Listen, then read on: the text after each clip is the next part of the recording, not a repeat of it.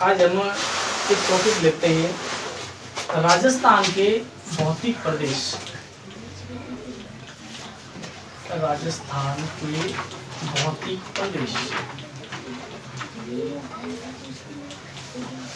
जिसमें हम देखेंगे पश्चिमी थार का मरुस्थल।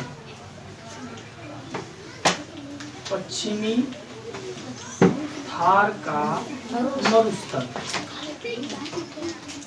पश्चिमी थार का मरुस्थल है जो हमारे राजस्थान के मानचित्र के पश्चिमी हिस्से के अंदर आया हुआ है। ये राजस्थान का मानचित्र है, तो पश्चिमी थार का मरुस्थल इस क्षेत्र में आया हुआ है। ये पूरा है जो थार का मरुस्थल है। ये तेतीज सागर का अवशेष माना जाता है। माना जाता है कि पहले यहाँ पर तेतीज नाम का एक कोई सागर था। उस सागर को रामायण काल में भगवान श्री राम जब लंका पर चढ़ाई करने के लिए जाते हैं तो उस सागर को सुखाने के लिए एक धनुष बाण का संधान करते हैं। तो उसमें समुद्र देवता प्रकट होते हैं और वो समुद्र को सुखाने का मना करते हैं।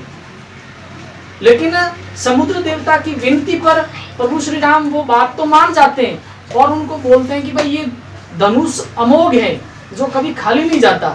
तो उस धनुष को वो समुद्र देवता हमारे पश्चिमी राजस्थान की और यहाँ पर मारने का बोलते हैं। तो वो बाण यहाँ आके लगता है, जिसके कारण यहाँ का सागर सूख जाता है और ये पूरा एरिया मरुस्थल के अंदर परिवर्तित हो जाता है।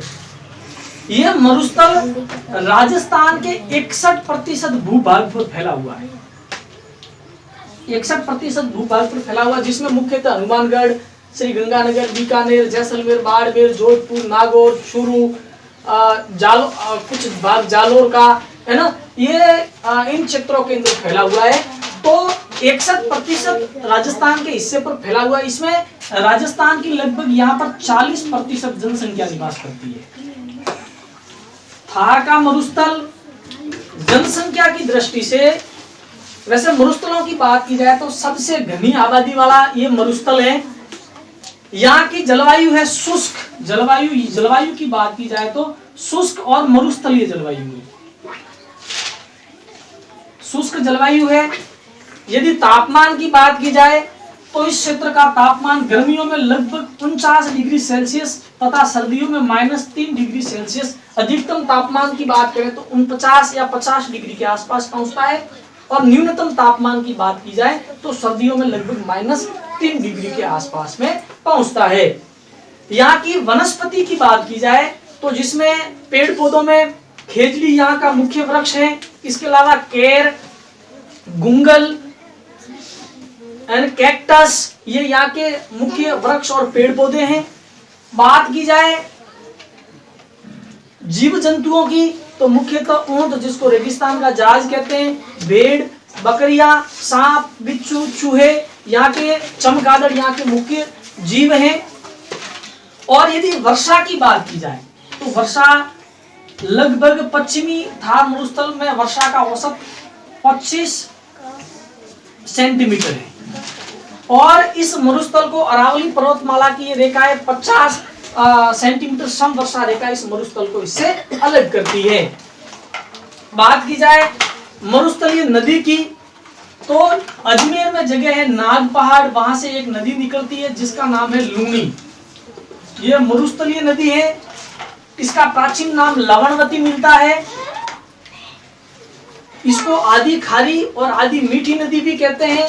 ये 6 जिलों में प्रवाहित होती है। अजमेर से निकलकर नागौर के बाद जोधपुर के बाद पाली, बाड़मेर और जालोर में बहती हुई गुजरात में प्रवेश करती है और कच्छ के रण में जाके ये नदी विलुप्त हो जाती है।